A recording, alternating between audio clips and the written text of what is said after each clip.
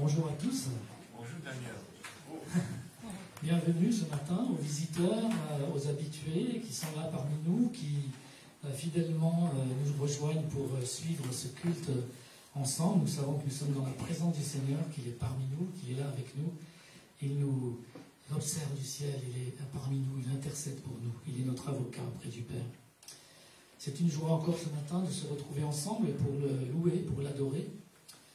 Et je loue aussi le Seigneur pour tout ce qu'il fait pour nous dans notre vie quotidienne, pour ce qu'il est, pour ce qu'il a fait et qu'il fera encore pour nous.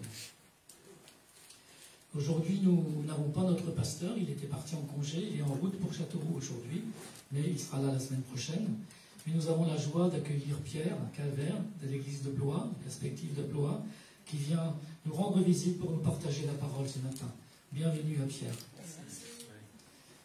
Ce matin, j'aimerais partager avec vous quelque chose sur un personnage que l'on ne connaît peut-être pas beaucoup, mais qui a son importance. Mais avant, on va prier.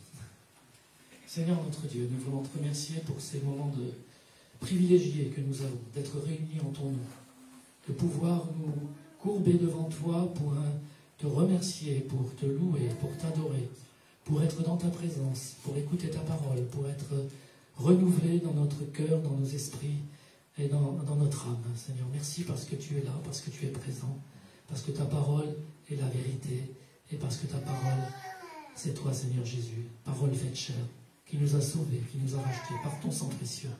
Merci pour ta présence, au nom de Jésus. Amen. Amen. Alors il y a un personnage, je vous disais, qui s'appelle Onésime. Et Onésime, est-ce que vous connaissez ce personnage? On n'en entend pas beaucoup parler. Dans deux épîtres de Paul. La première fois, c'est dans les Colossiens. On va afficher le verset. Colossiens 4, verset 7. Tychik, le bien-aimé, frère et le fidèle ministre, mon compagnon de service dans le Seigneur, vous communiquera tout ce qui me concerne. Je l'envoie exprès vers vous, pour que vous connaissiez notre situation et pour qu'il console vos cœurs. Je l'envoie avec Onésime, le fidèle et bien-aimé frère qui est des vôtres. Ils vous informeront de tout ce qui se passe ici. Et dans une deuxième épître de Paul, c'est l'épître à Philémon, et c'est dans cette épître qu'on en entend le plus parler, de son histoire, à partir du verset 9 du chapitre 1er. C'est de préférence au nom de la charité que je t'adresse une prière. Étant ce que je suis, Paul, vieillard, et de plus maintenant prisonnier de Jésus-Christ, je te prie pour mon enfant, que j'ai engendré étant dans les chaînes, Onésime, qui autrefois t'a été inutile, mais qui maintenant est utile, et à toi et à moi. Je te le renvoie, lui, mes propres entrailles. J'aurais désiré le retenir auprès de moi pour qu'il me servît à ta place, pendant que je suis dans les chaînes pour l'Évangile. Alors, Onésime, quel est ce personnage? Alors, on va faire un petit tour de quelques paroles de sa vie. Alors, je ne suis pas là pour faire une prédication sur Onésime, je ne vais pas prendre la place de Pierre. Je vais dire quelques petites paroles sur qui était Onésime. Eh bien, la Bible mentionne Onésime donc dans la lettre de l'apôtre Paul aux Colossiens et à Philémon. Onésime était un esclave.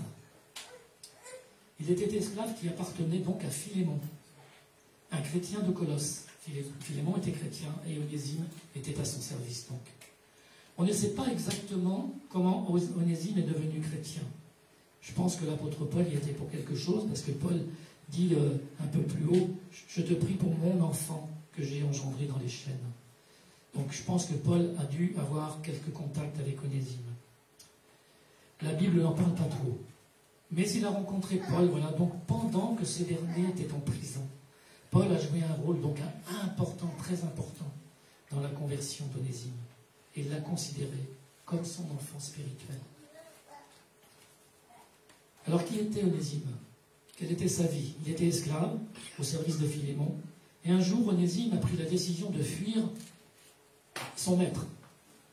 Onésime a fui Philémon et il était probablement en route pour Rome lorsqu'il a rencontré l'apôtre Paul. Et Paul a vu à ce moment-là une opportunité de réconcilier Onésime avec Philémon, parce que je pense qu'il y a dû y avoir différent entre eux.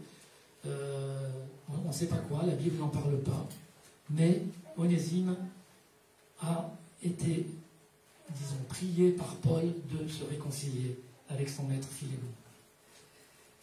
Et il a écrit une lettre, Paul, personnelle à Philémon pour lui demander de pardonner à Philémon et de l'accueillir à nouveau, à Onésime, pardon, et de l'accueillir à nouveau. Et dans cette lettre, Paul a souligné que bien qu'Onésime était un esclave, il était maintenant un frère en Christ et devait être traité comme tel. Et ça me fait penser, nous aussi, la condition humaine. L'homme a fui le Tout-Puissant, l'homme a fui Dieu. Nous étions esclaves du péché et nous étions loin de Dieu. Mais nous avons rencontré le Seigneur Jésus qui nous a réconciliés avec le Père par sa mort sur la croix. Ça m'a vraiment fait penser à ça, notre esclavage du péché. Onésime était esclave au service de Philémon. Nous étions esclaves du péché. Et le Seigneur nous a réconciliés avec le Père qui nous aime tant et qui a envoyé Jésus pour nous sauver dans sa grâce. Alors on va partager quelques autres paroles après, mais on va chanter 3 chants d'abord. Ce n'est pas toujours forcément en rapport avec le texte, ce n'est pas toujours facile de trouver des chants en rapport avec un texte biblique, mais surtout dans ce partage-là. Mais nous allons louer le Seigneur, parce qu'on est là pour ça aussi, c'est de louer, d'adorer le Seigneur, de le chanter. On va se lever et on va chanter 3 chants d'affilée pour que nous soyons ensemble dans l'adoration et la reconnaissance.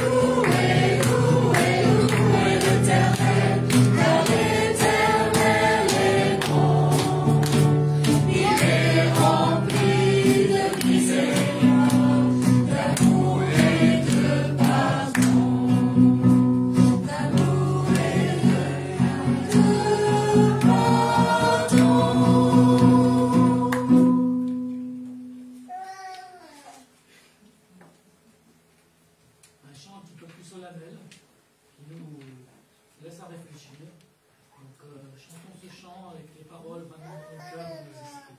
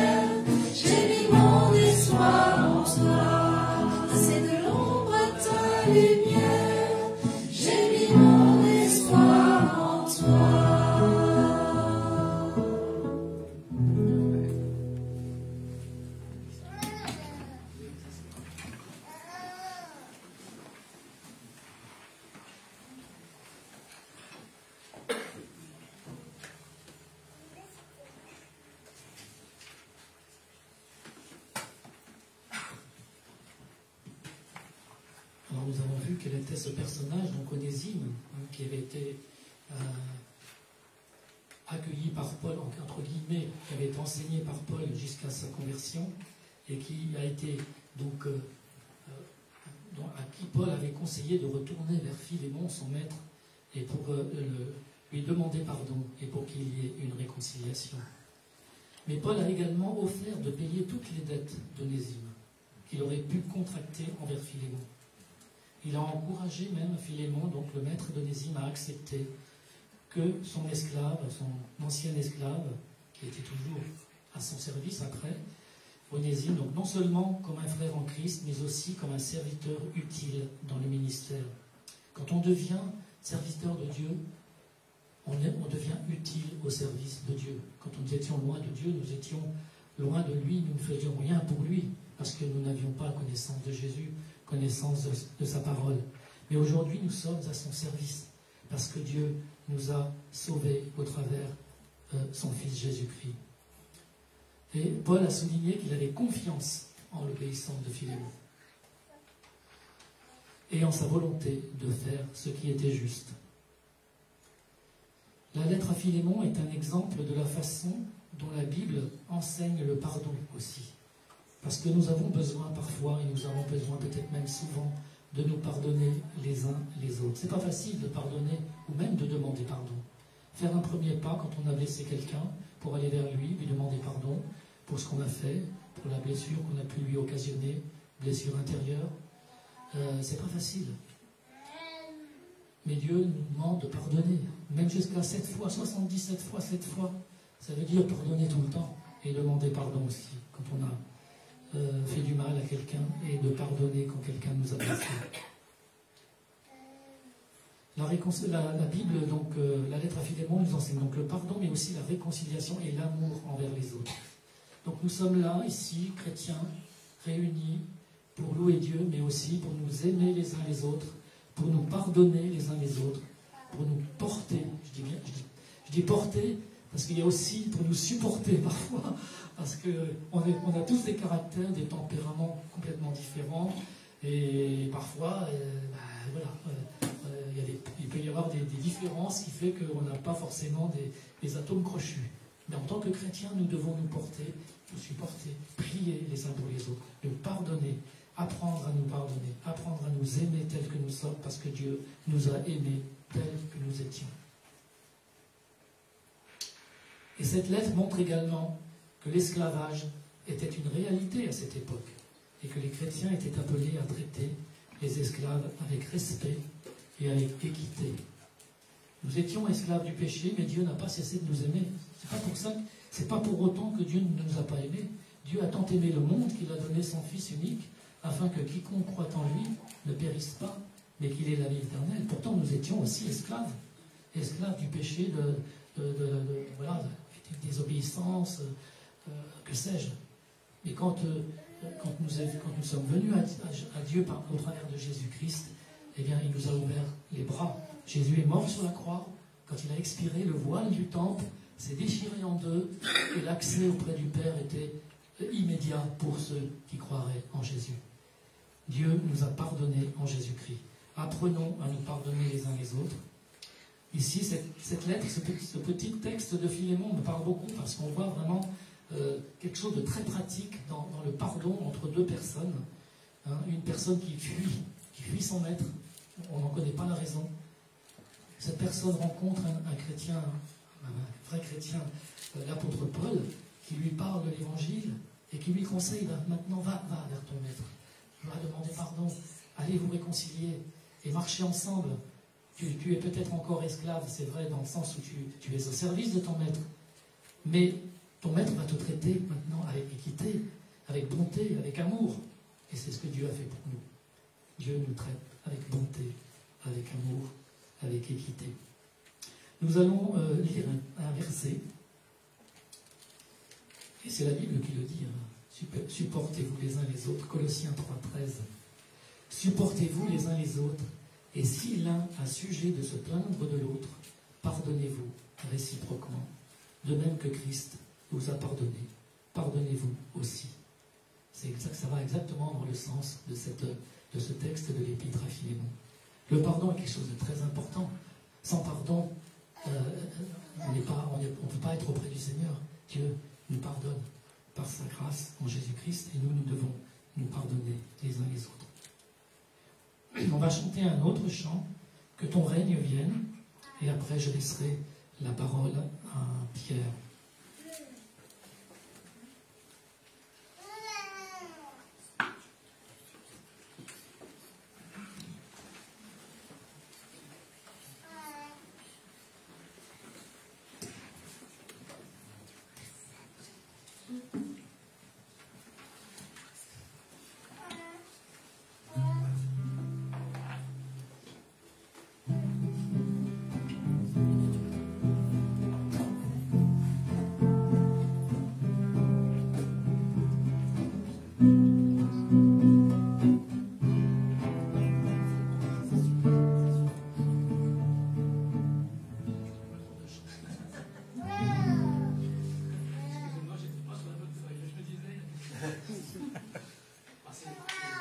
C'est les joies du live et du service.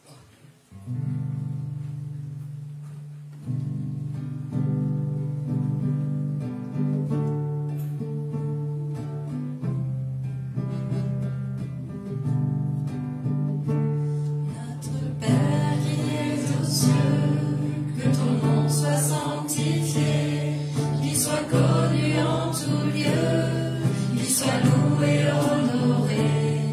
Notre Père, nous te prions.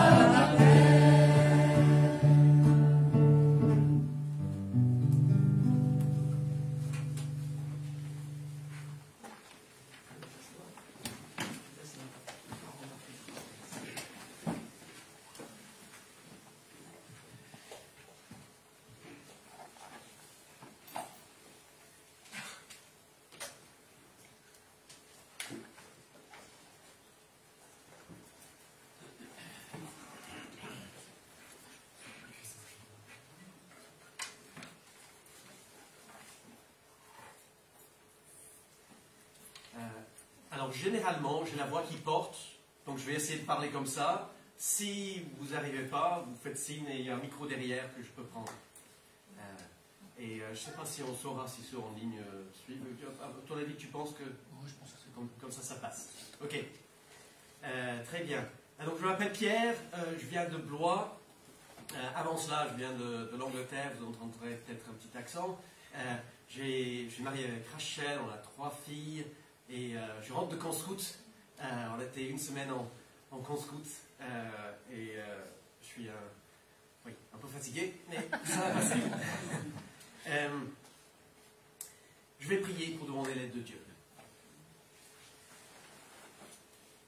Père éternel, je voudrais te remercier pour ta présence parmi nous ce matin. Seigneur, je suis parmi beaucoup de gens que je ne connais pas, certains que je connais, mais je sais que beaucoup d'entre eux sont mes frères et sœurs. Par ton esprit, nous sommes liés et oui, tu es là pour nous parler. Et je prie, Seigneur, que oui, par ta parole, Seigneur, tu puisses toucher nos cœurs, nous transformer, nous nourrir, pour que nous puissions mieux préparer à te suivre pendant la semaine. Et pour ceux qui sont peut-être parmi nous, mais ne te connaissent pas encore, qui sont là en découverte, je prie aussi, Seigneur, qu'ils puissent recevoir quelque chose de ta part pour ouvrir les yeux pour te voir. Au nom de Jésus, Amen. Amen.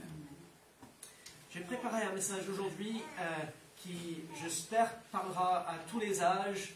Il y aura quelque chose pour les enfants, il y aura peut-être d'autres choses qui les enfants ne suivront pas, je ne sais pas. Mais j'espère qu'on essaiera de suivre. Donc ce sera... ne vous inquiétez pas s'il y a des choses, s'il y a des illustrations, des choses. C'est pas pour vous... je ne prends pas tout le monde pour les enfants. Mais c'est pour que tout le monde puisse rester ensemble. Notamment ces jours d'été où les équipes sont plus sollicitées. Alors, mon petit truc là. Oh, non. Voilà. Est-ce qu'il y en a qui ont regardé les films Star Wars?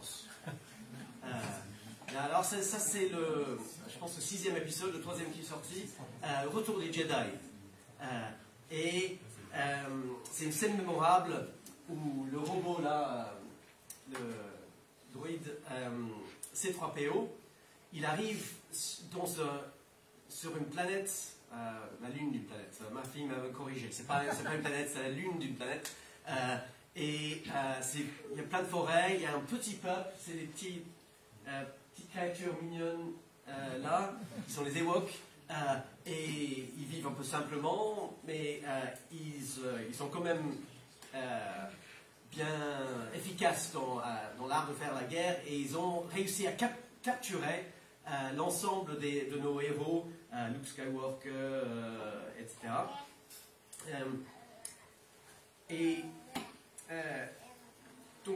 Quand ils voient ce robot tout doré là, ils le prennent pour un dieu.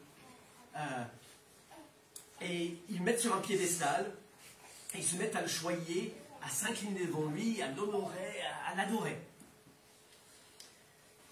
Et lui trouve ça plutôt sympa. Et il est plutôt content de recevoir toute cette attention. Je ne sais pas si ça c'est arrivé à quelqu'un, ce genre d'expérience, où on nous met sur un piédestal, tout en trouvant l'attention de tout le monde. Pas à ce point-là, ça m'étonnerait. Mais on peut se l'imaginer. Est-ce que ça vous plairait, à votre avis? Ouais. Il y a un petit côté, je pense, ça parle de notre ego.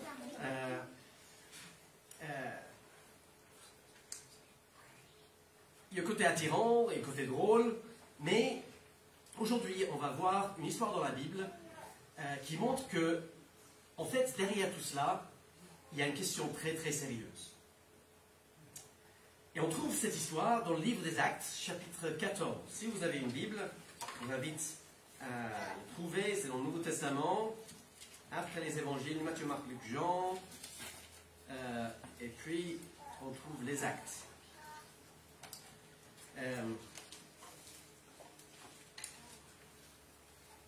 Il y a deux héros dans cette histoire qui s'appellent Paul et Barnabas. Ce sont des hommes de Dieu qui ont été envoyés en mission par une église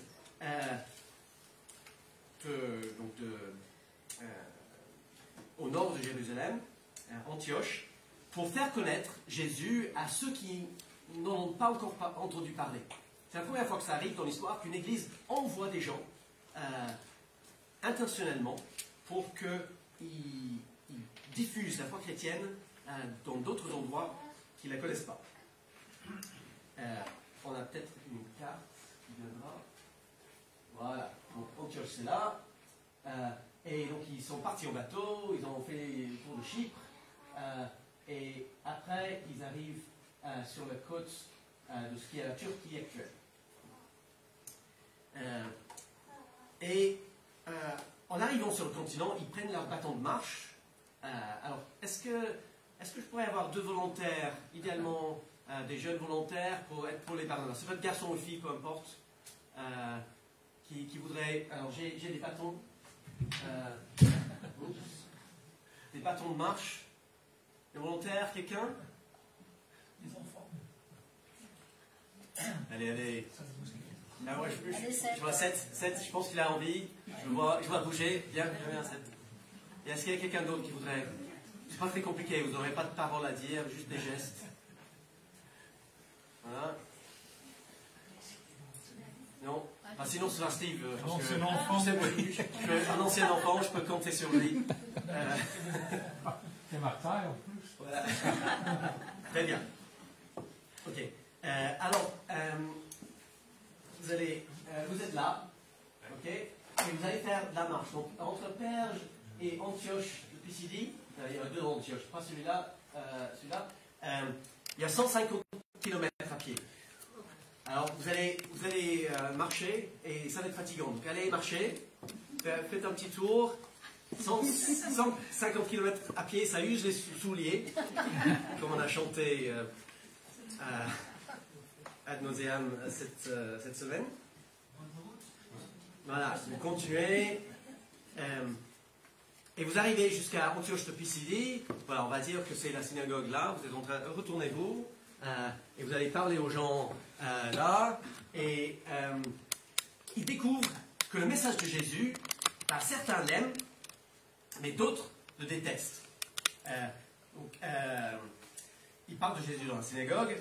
Certains sont passionnés. On va dire que vous, de ce côté, vous êtes passionnés. Oh oui, oh merci Seigneur. Montre-moi quand même. Alors que d'autres sont fâchés. Ça vous met en colère. Allez, montrez-moi des visages fâchés. Oh, vous n'êtes pas content. Et Alors, ça, c'est pas dans le contrat.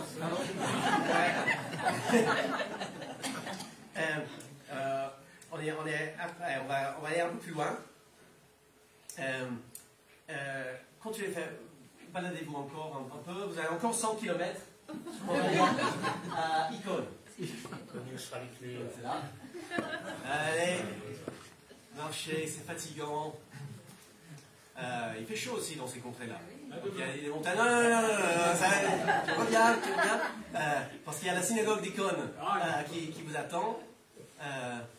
Et vous allez encore parler là-bas. Alors, c'est qui les Paul et qui Barnabas? Ouais, je pense que Barnabas il est peut-être plus grand, donc on va toi tu es Barnabas, toi tu es Paul, ok? Et encore ils vont prêcher. Donc cette fois-ci c'est vous qui on va changer. Cette fois-ci vous qui êtes enthousiaste. Ouais. Amen, alléluia. Okay? Et vous qui êtes hostile. Et au point que vous prenez des pierres pour lapider nos pauvres. Alors vous menacez. Et vous partez. Vous voyez que ça sent pas bon. Donc vous allez partir. Alors vous n'allez pas jusqu'à lancer, mais on a compris qu'ils ont eu chaud.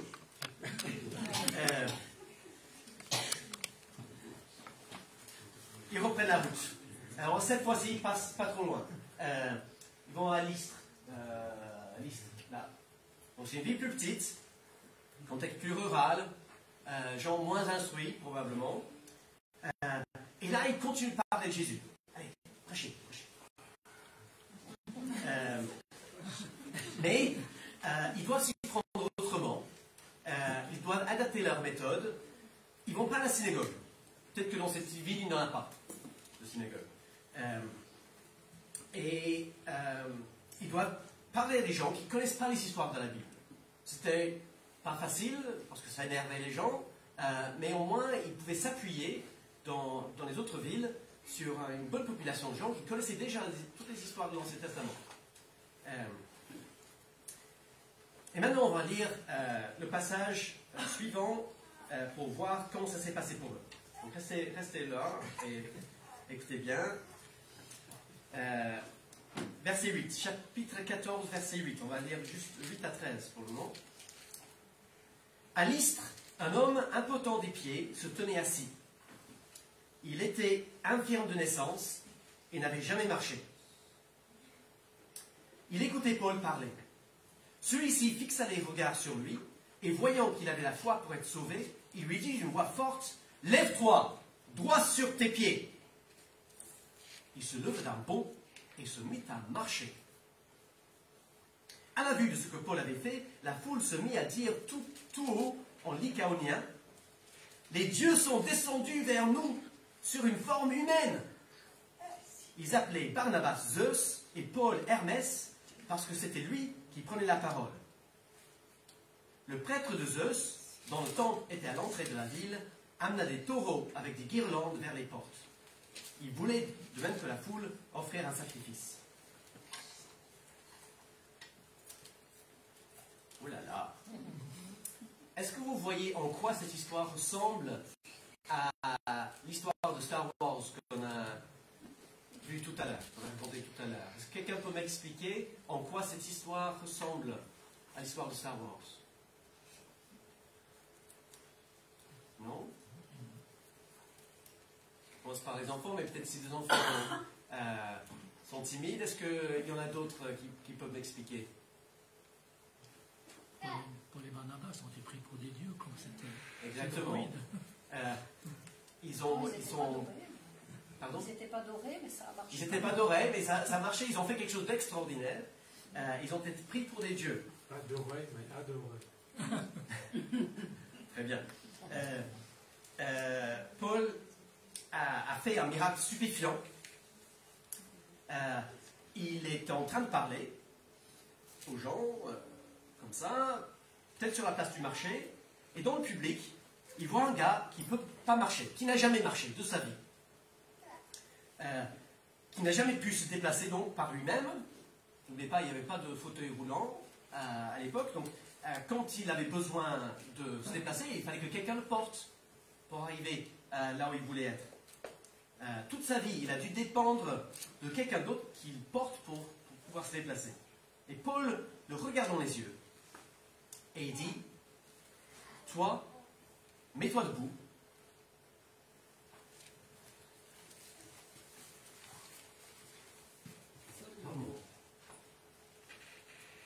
Dis-toi, mets-toi debout.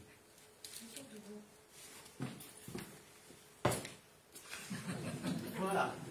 Et on peut comprendre que ça soit assez étonnant pour le public. Tout le monde reste bouche bée, yeux grands ouverts.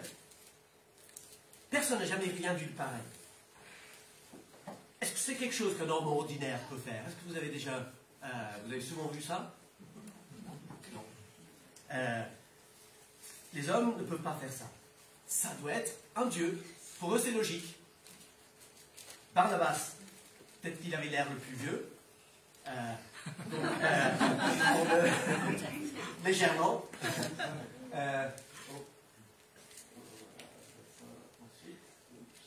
Voilà. On va le prendre pour Zeus. Ça, c'est toi. Okay. Et Paul, donc c'est celui qui parlait le plus.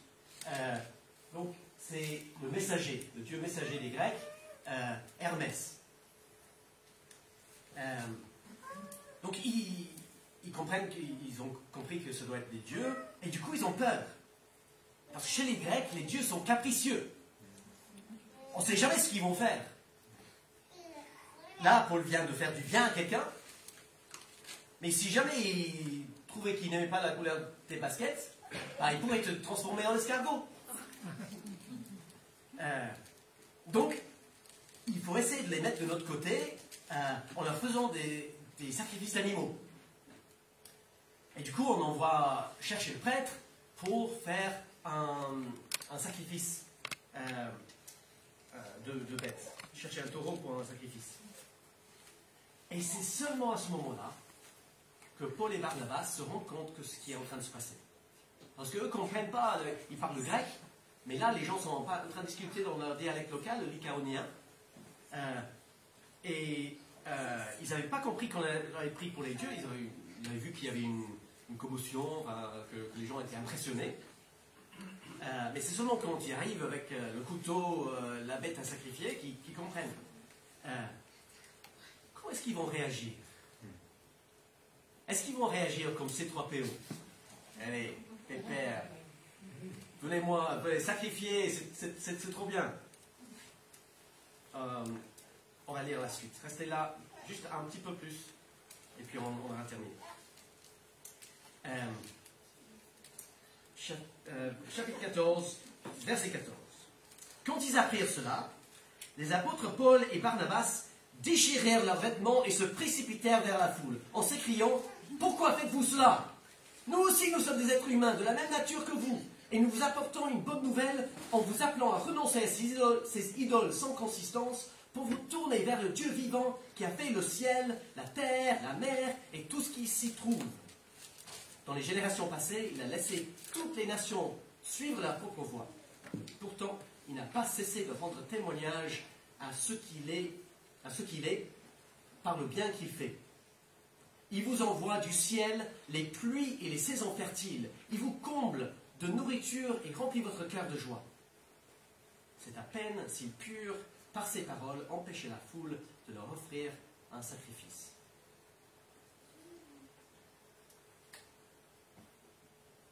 Alors, Paul et Barnabas, ils déchirent leurs vêtements. Allez-y. Je ne sais pas si les parents sont là et ils sont pas contents que tu déchires tes vêtements. Rosemary non plus, je ne pense pas qu'elle serait d'accord. Est-ce que, à votre avis, ça veut dire qu'ils sont contents ou pas contents? Pas contents. Pas contents du tout. Ils sont vraiment énervés. Ah non, ne faites pas cela! Pourquoi une réaction si violente?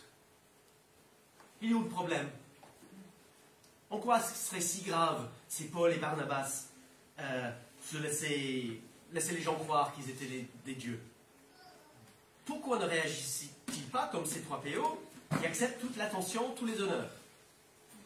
Oui, bonsoir, merci, on va les applaudir.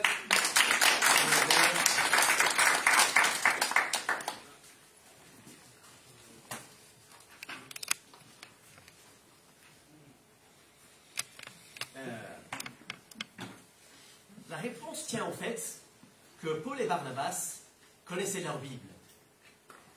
Et du coup, ils savaient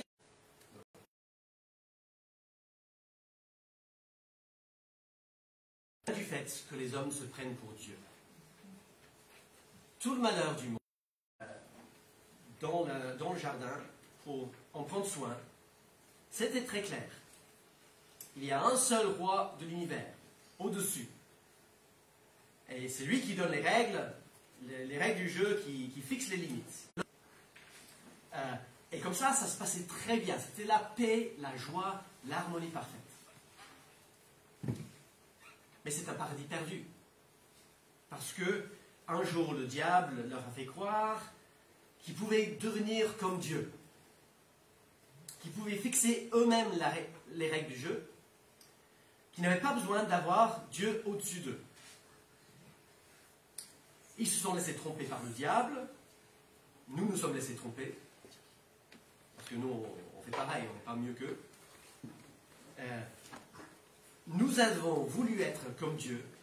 Nous avons voulu prendre sa place, porter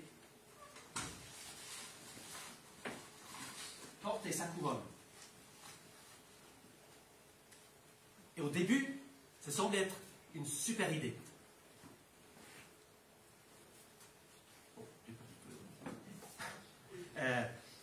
Ça semble être une super idée.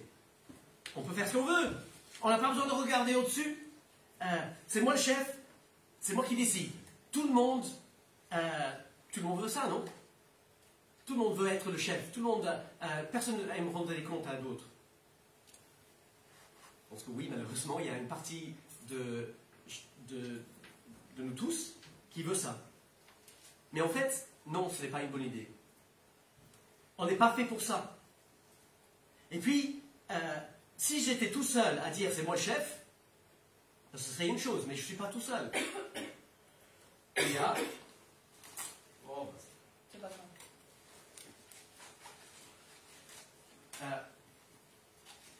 Alors les enfants, il y a un satin qui reste. Il y a toi. Il y a toi. Vous n'êtes pas obligé de le porter ici. Voilà. Allez. Qu'est-ce que les jeunes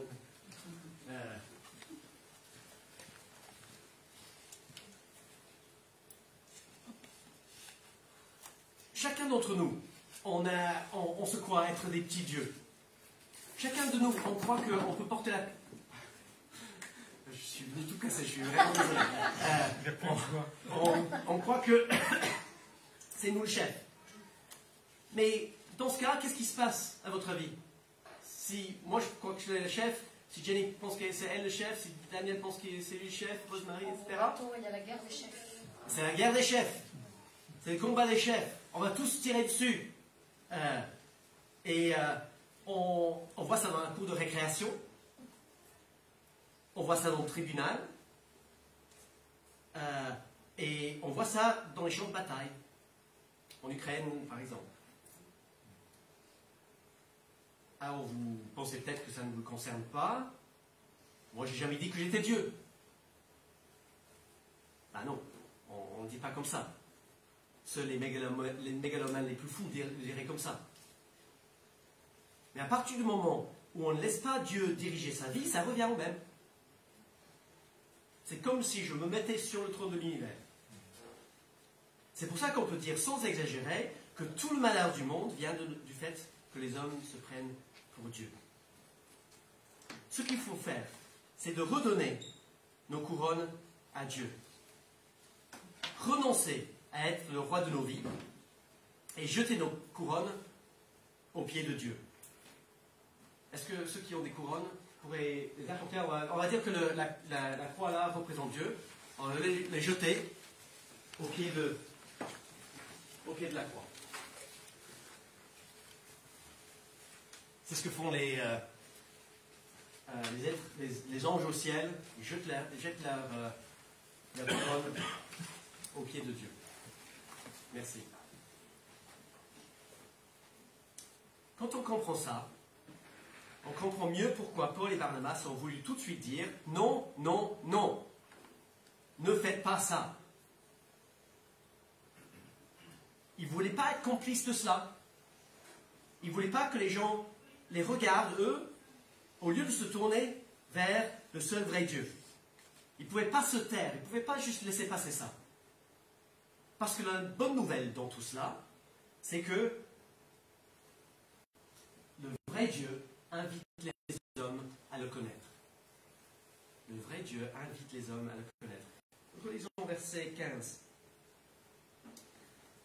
Pourquoi faites-vous cela? Nous aussi, nous sommes des êtres humains de la même nature que vous, et nous vous apportons une bonne nouvelle, en vous appelant à renoncer à ces idoles sans consistance, pour vous tourner vers le Dieu vivant, qui a fait le ciel, la terre, la mer, et tout ce qui s'y trouve. Il ne faut pas se tromper de Dieu.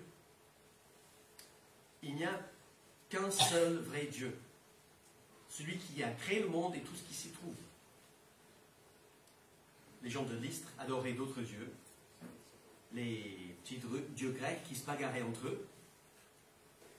Paul les appelle à s'en détourner pour trouver le vrai Dieu. Alors, nous n'adorons plus les dieux grecs. C'est une source d'histoire pour nous aujourd'hui. Mais souvent, nous servons d'autres choses créées. L'argent, classique. Notre maison, nous nous occupons tous les jours à faire des travaux pour que ce soit mieux que le voisin, pour que ce soit voilà, comme les maisons qu'on voit à la télé. Notre carrière, notre profession. Mais ces choses-là ne pourront jamais nous sauver. La bonne nouvelle, c'est que le Dieu créateur, le vrai Dieu, veut nous connaître. Et il se laisse trouver. Il nous donne des indices.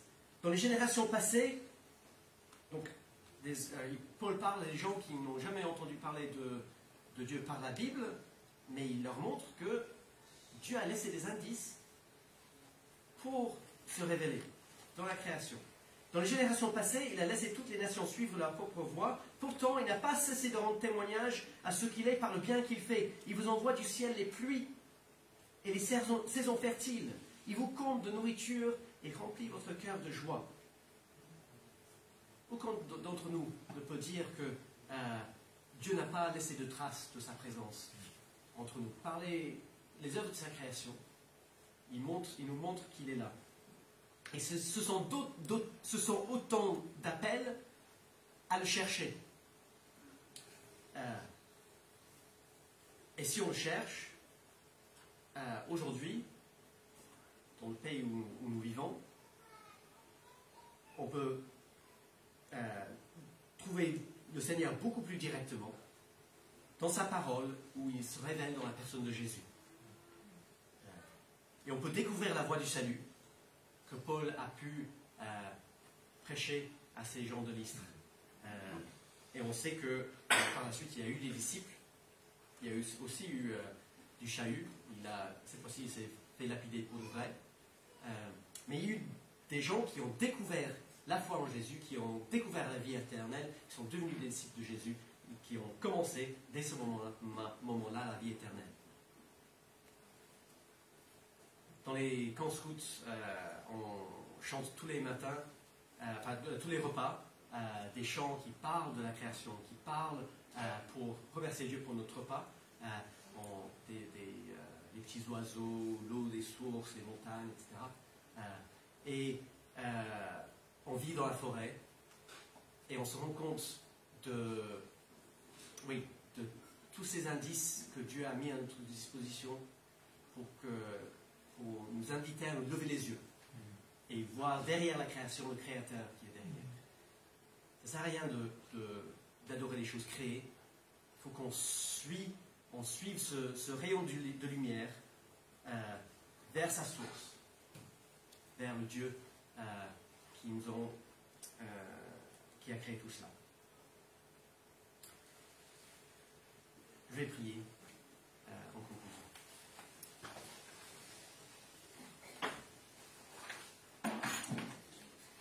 Père éternel, je voudrais te remercier pour cette histoire de Paul et Barnabas et leur périple dangereux qu'ils ont entrepris parce qu'ils savaient que sans toi, on est tous perdus. Ils savaient qu'il fallait faire connaître ce message de la vie éternelle en Jésus-Christ pour que ton nom soit élevé et pour que les gens reçoivent la vie éternelle. Et merci pour ceux dans les générations suivantes qui ont pris le risque d'annoncer la parole qui est arrivée jusqu'à nous. Et je prie, Seigneur, que tu nous protèges contre cette tentation de nous mettre à ta place, de voler la gloire qui te revient, de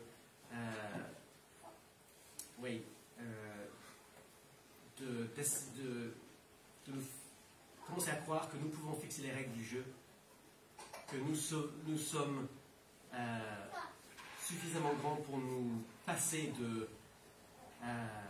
Père dans le ciel. Seigneur, nous avons besoin de toi. Nous te devons tout ce que nous avons. Il n'y a que toi qui mérites notre adoration. Et nous voulons aujourd'hui et dans la semaine à venir nous mettre pleinement à ton service. Au nom de Jésus. Amen. Amen.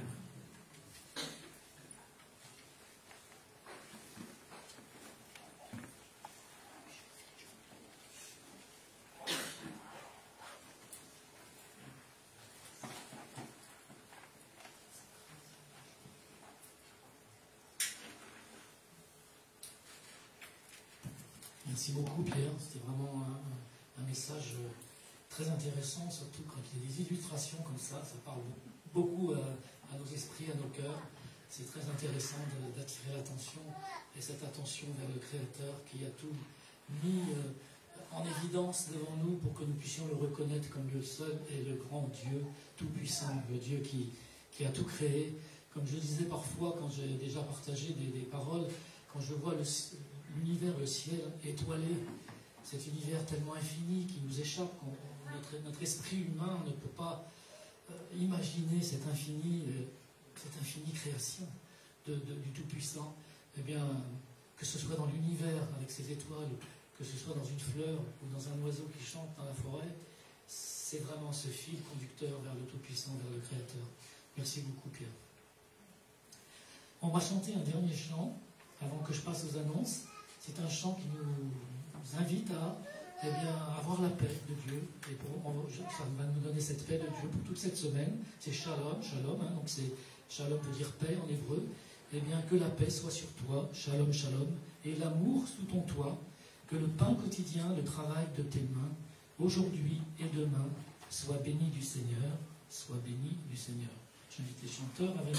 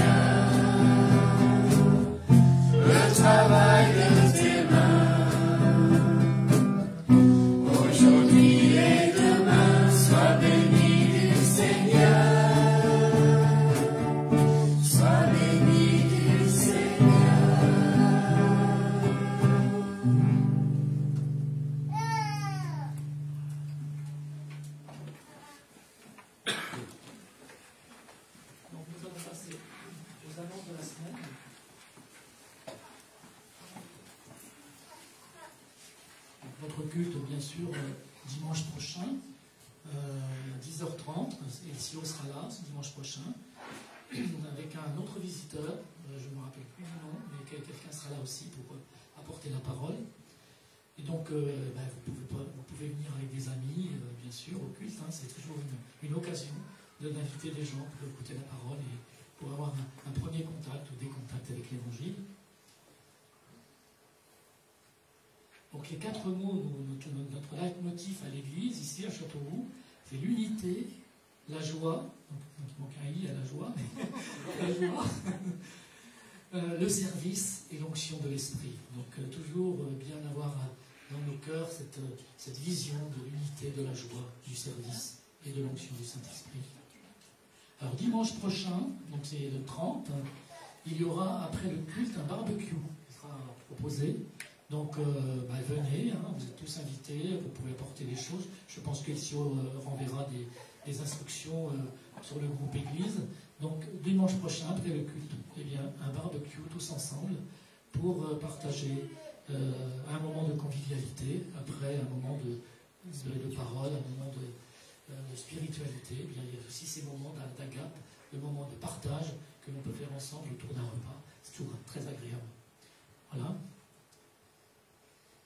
Et puis je termine par ce verset, parce qu'il n'y a pas beaucoup d'annonces avec les vacances, donc je termine par ce verset: que l'Éternel fasse luire sa face sur toi, et qu'il t'accorde sa grâce, que l'Éternel tourne sa face vers toi, et qu'il te donne la paix.